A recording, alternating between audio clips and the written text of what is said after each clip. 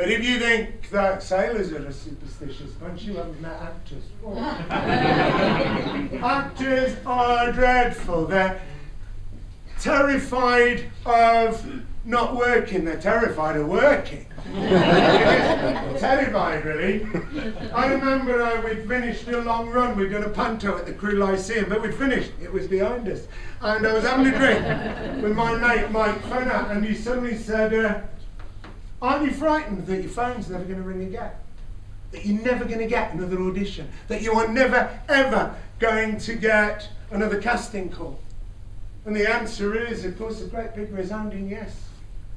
But we keep on recall the like in the hope above expectation that something will turn up. And eventually, usually, it does. Thank you for coming along tonight. My children will eat and have shoes on their feet. Not very good ones with this house, but there you go. Anyway. And actors have the most awful dreams, nightmares. There's the famous one. You've arrived at the theatre, you've got your costume, you've got your makeup on, you've had your 5-minute call, you're standing in the wings, and you realise you don't know a word of the play. You don't even know what happened. The curtain goes up in 5 minutes, you haven't even read the thing. There's one that I had it this year. I'm on the other side of the city to where I should be, and somehow mystically I can see the audience waiting for me, and they're getting impatient. And I can't get there. I get a bus, it goes the wrong way. I get a train, it's late. And when I finally arrive, I go on stage, the lights go up. And you've all gone. There's also the other one about doing your shopping in Sainsbury's. And you look down and you haven't got any pants on. But we all get that one, don't we? No, I don't. But it is because the stage is a very dangerous place. If it's in the middle of the stage, you'll trip over it. If it's furniture, you'll sit on it and it'll break. If it's scenery, you stand too close to it and it will fall down. There's a superstition in pantomime that if an actor speaks the last line of the panto before the opening night, it's bad luck and the production is doomed. There was a famous production that a mate of mine was in the south of England. He was a Nazi in this. One of the Nazis in The Diary of Anne Frank, which, despite its incredibly powerful, emotive and timeless subject matter, was awful. And when the Nazis came up with their first search of the house, the audience stood and almost with one voice said, "She's in the attic!" But the biggest one of all, there is one word that actors will never ever say.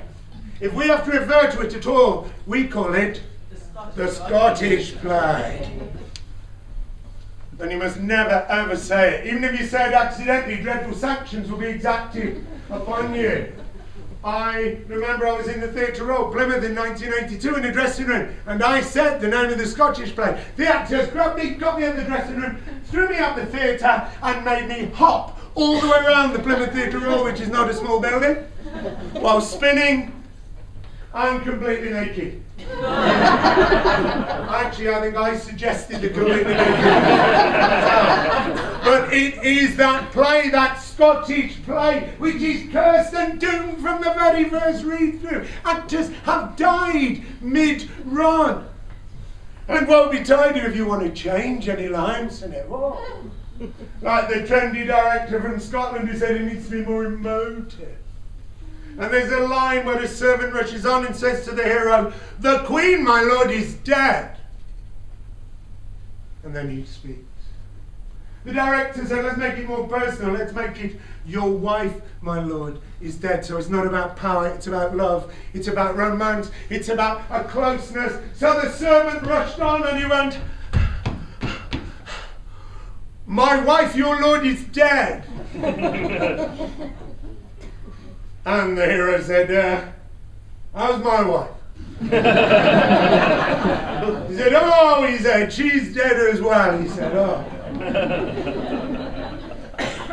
There was a student production at Coventry, which I wasn't involved in. It was before I went there.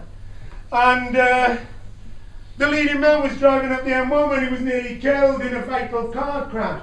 On the same day, the witches were rehearsing that spell.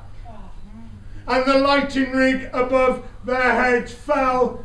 One broke an arm, one broke a leg. The production had to be cancelled. Any other play you'd say is bad driving. Any other play you'd say the technicians got it wrong, which they never do, by the way. Keep them sweet, I've learned. But because of this play, if they get it wrong, it's the curse of the Scottish play, and that is why you will never hear an actor say the word Macbeth.